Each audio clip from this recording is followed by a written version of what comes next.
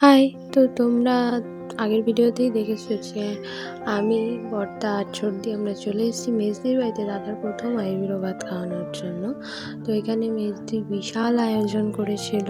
ও সুন্দরভাবে সাজানো গোছানো। অবশ্য খাবার জায়গা সাজানোটা আমি সাজিয়েছিলাম, কিন্তু রান্নাবান্না দিদি বহু করেছিল। অনেক পদ করেছিল। তারপরে দিদি আস্তে, আস্তে আশীর্বাদ করলো। আর এইদিকে ননও বসেছিল।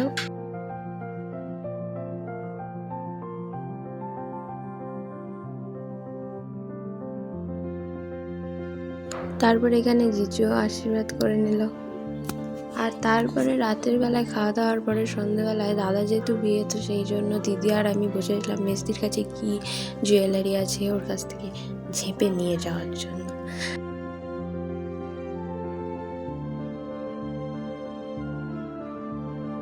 তো আজকের ভিডিওটা এইটুকুই, দেখাচ্ছে নেক্সট পার্টে। বাই।